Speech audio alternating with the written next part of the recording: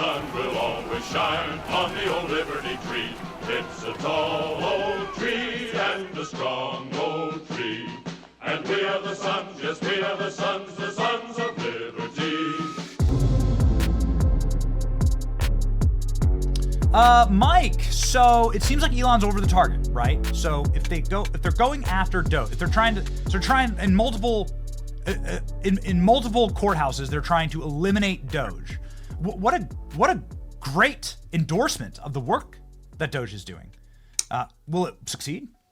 No, it will not ultimately succeed, because the president of the United States not only has the constitutional power under Article 2 of the Constitution, he has the constitutional duty under Article 2 of the Constitution to take care that our laws are faithfully executed. And that includes making sure that we do not have waste, fraud, and abuse. And what Elon Musk is doing with Doge is he's trying to root out that waste, fraud, and abuse for President Trump. So President Trump fulfills his constitutional duty. Elon Musk and Doge are White House officials. They work for the White House chief of staff, who works for the president of the United States. Everything they are doing is perfectly legal. And it's also, again, their constitutional duty to root out waste, fraud, and abuse. And when you have activist judges telling the president of the United States, his White House staff, including Elon Musk, and even his Treasury Secretary, that they cannot look at Treasury payments, money going out from the federal Treasury to who the hell knows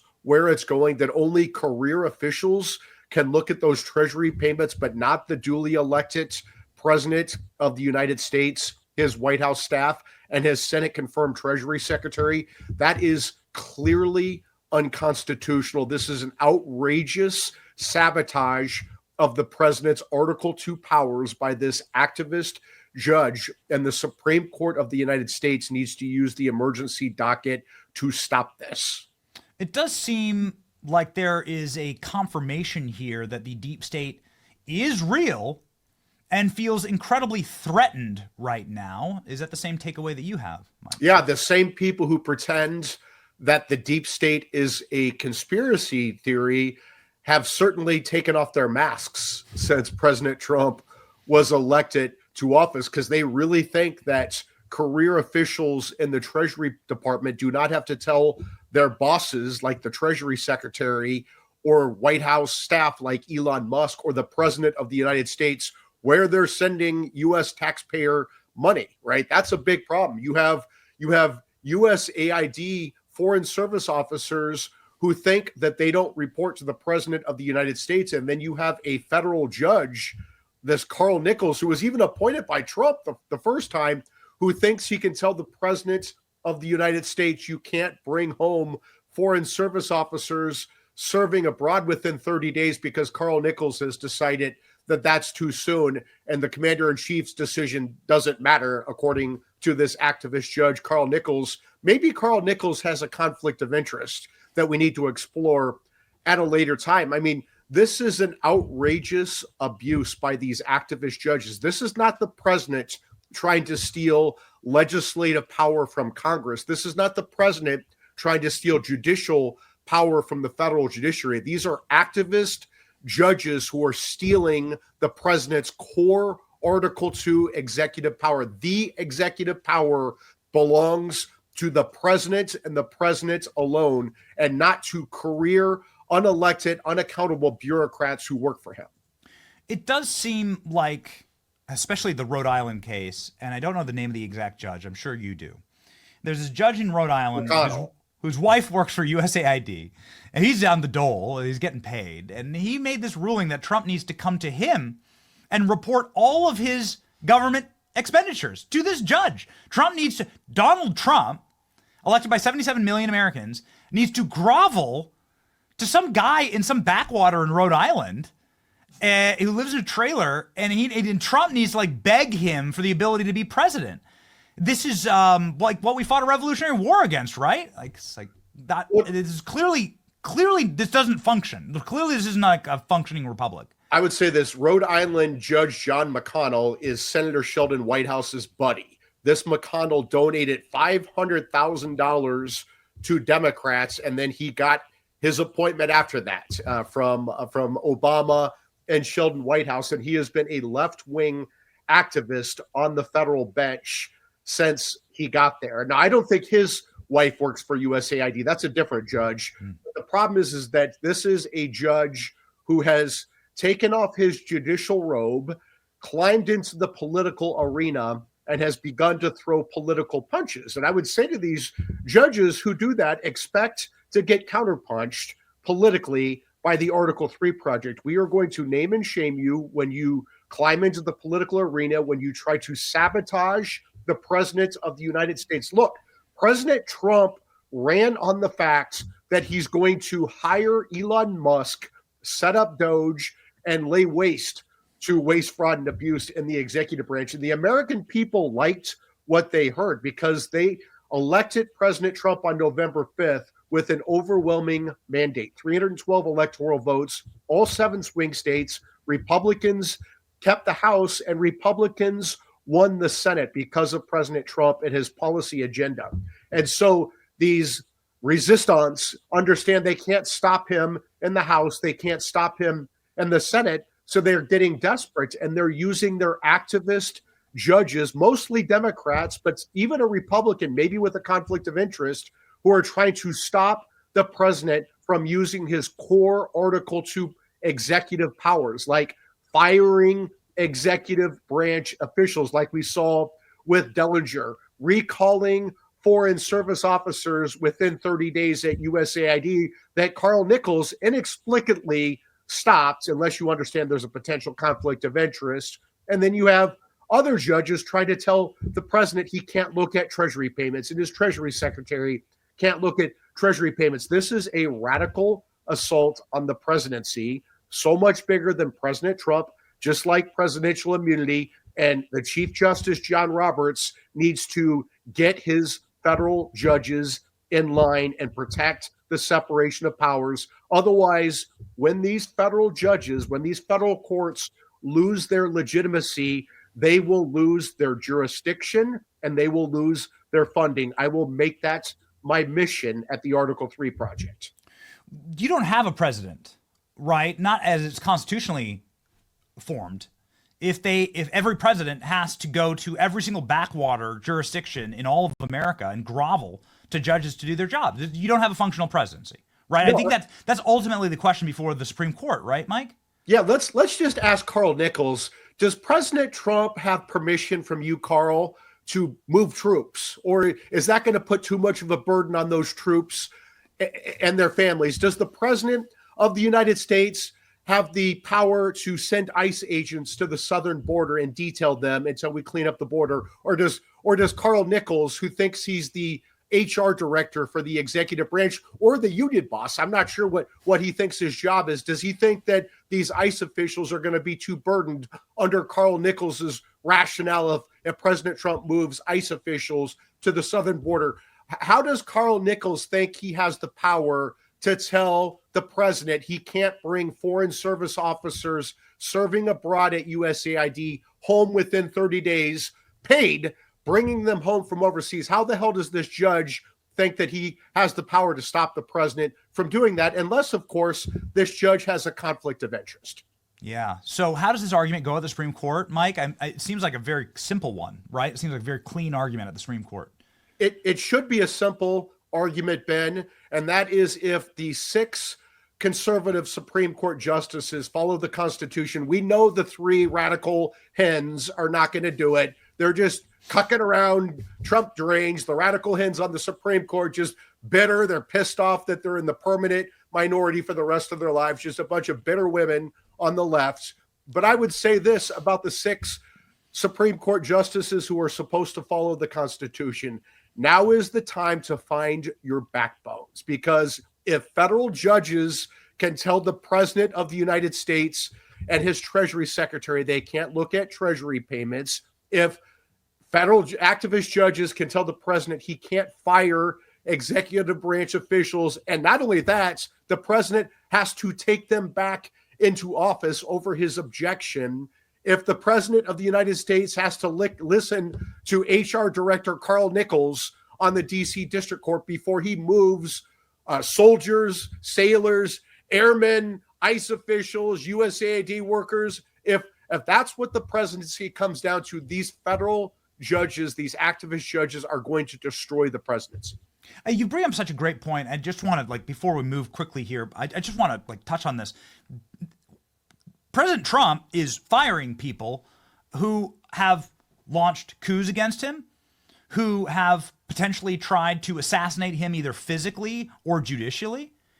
He is firing people who obviously don't want to work with him, who want to destroy him and might want to see him killed.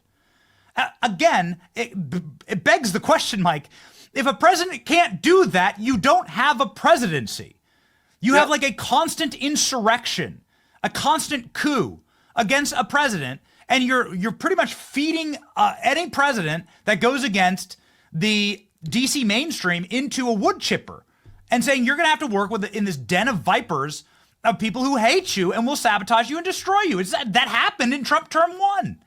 Yeah, I mean, look, I would say this, and let's talk about funding. If the president of the United States finds out that Congress has funded the UN in Gaza, which is funding Hamas terrorists, which kills Israelis and Americans, and the president knows that Congress has funded this terrorism, and the president stops this as the commander-in-chief, as the chief executive officer, do the courts really think the president can't stop that? Do the courts really think, oh, well, Congress has funded the UN in Gaza. We've learned that the UN in Gaza is a Hamas front group that ran terrorism, the worst terrorism imaginable against Israelis, where they kidnapped, raped, tortured, murdered women, children, the elderly, babies, the disabled. And the president learns that Congress has funded this terrorism. Congress didn't realize they did this, but the president wants to stop this. He wants to impound that money so this money does not keep going to Hamas terrorists through their UN Gaza front group.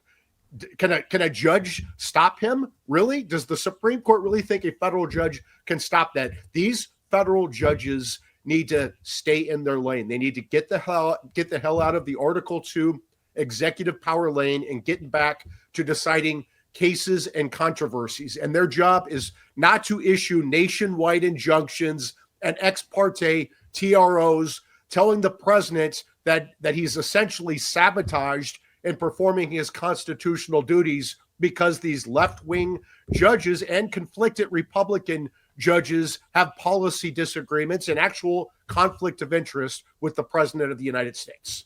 So they are creating the constitutional crisis. These activist judges are creating the constitutional crisis. And this is the time for the Chief Justice, John Roberts, to step up and stop this. Because if there is a constitutional crisis, the judiciary is going to lose. They're going to lose their jurisdiction. They're going to lose their funding. So speaking of losing funding and jurisdiction, in the Southern District of New York, there was a mass shrieking. I don't know what else to call it, like the no meme, right? Where the lib screams no. That happened last Friday when there was when the DOJ ordered the dropping of the case against Eric Adams. And you have an op-ed in Fox News this morning. Trump DOJ brings down a sovereign district of New York. This is, again, a data point in the proof that there is a deep state, there is a totally unaccountable group of activists who don't believe that they answer to the executive branch. Is this correct, Mike? Yeah, so the acting deputy attorney general for President Trump, Amel Bove, gave this interim U.S. attorney in the Southern District of New York a civics lesson when the attorney general, Pam Bondi, wanted the Southern District of New York to drop the bogus corruption charges against New York City Mayor Eric Adams. Now, Bove did not say that these were bogus charges. He didn't even have to go there. He just said, look, we want these charges dropped because they don't fit within our the president's or the attorney general's prosecutorial priorities. When you're wasting resources going after the New York City Mayor Eric Adams, who got sideways with Biden on immigration, you're not spending your resources to go after violent crimes and migrant crimes, right? That's number one.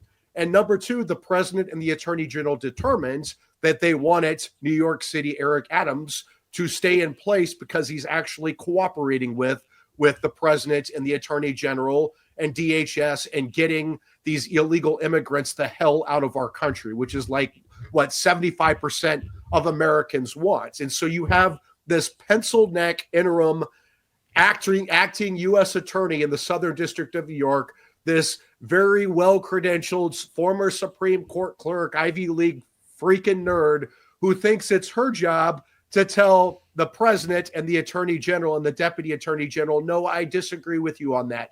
Well, too bad, right? No one elected you. You don't make these decisions, sweetheart. And so that's why you lost your job, as you should have. And they tried to throw out their conservative legal credential. And I would say this to these conservative FedSoc cucks. You're going to get a civics lessons here, right?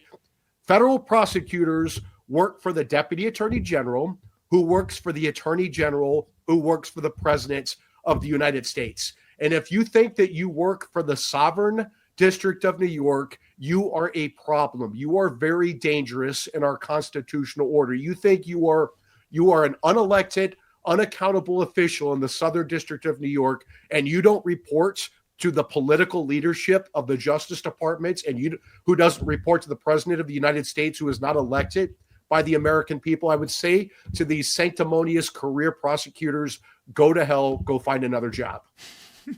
It's amazing how they finally speaking of finding backbones, Mike.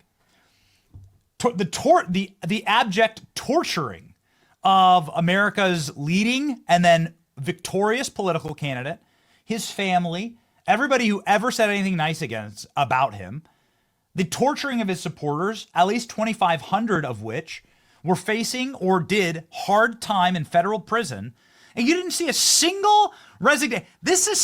It's amazing. I was reading through your op-ed this morning. I'm sitting there screaming in the car. Not a single Fed objected to what they did to the J6ers. Not one. You didn't see a single Fed walk off the job before the Mar-a-Lago raid, or before like the angry librarian, Narwhal raid. You didn't see any of it. Not once. There was not a single protest point. Nothing. Yeah. Nothing. They loved it. They all went along. Where was Danielle Sassoon or whatever the hell her name is, nobody until a week ago? Now she's the hero of the left. Lady. She's the FedSoc cuck, useful idiot of the left, because she was the principled warrior who stopped the president and the attorney general from dropping bogus charges against the New York City Mayor Eric Adams, because Adams dared to oppose Joe Biden when Joe Biden was overloading New York with a bunch of illegal immigrants who were committing crimes. The mayor was doing his damn job. Biden indicted him for that. Yeah. None of these people said anything. So I say, out with them. Like, out. We'll get Kash Patel confirmed this week, and out with it. Like, just be done. If this is your line, if you had nothing to say over the last 4 years when you thought Democrats would have a permanent majority and permanent power, and you were dutifully sucking their toes and licking their boots and torturing members of President Trump's administration, himself, his family, and his supporters, then I have no F's to give when you're sitting here bitching and crying. Okay, Kash Patel confirmation real quickly, Mike. We're going to get Kash this week, yes? Kash is coming probably on Thursday. Remember, Ben, when President Trump nominated Kash, all the very smart people said that Kash Patel's nomination was dead on arrival. And then the Article 3 Project teamed up with your show and other shows, and we got people to light up the Senate, and they went from dead on arrival to about 3 days later, make it stop. When can he start? So let's finish the job. Go to article3project.org, article number 3project.org. take action. We've had 6 nominees we've been trying to get across the finish line. We have 5 of them across the finish line. The last one right now is Kash Patel. Top left corner there, you see that handsome man who's going to be our next FBI director, Kash Patel. He is going to be a warrior. He's going to clean up that dumpster fire of the FBI. He's going to take out the politicized and weaponized garbage out of the FBI and focus the FBI on real crimes that affect real Americans, like violent crimes and migrant crimes. Politicized, weaponized garbage. Mike, I can't let you go without getting your comment on the single most true thing you've ever said on this program. And you've said so many true things, but this ranks number 1. You told us months before it happened that Letitia James's fat ass would be going to prison. And you caught some hell for that. But lo and behold, like a present, like a late Christmas present that you discovered a month after Christmas, here it drops into our laps. On Friday, the DOJ announces lawsuit against Letitia James, of all people, for harboring migrants and dangerous criminals and terrorizing Americans against federal law. And it's almost, Mike, it's almost like you knew. It's almost like you had a sense about these things. So I just wanted to give you an opportunity to do a touchdown dance on this one. Well, I would say this. I think Pam Bondi made the decision to bring a civil lawsuit because I don't think Pam has the budget right now to feed Tish James in prison. So I think we're going to wait until we get a supplemental from Congress for the prison food budget to feed her fat ass in prison. And I think that's going to be the step 2.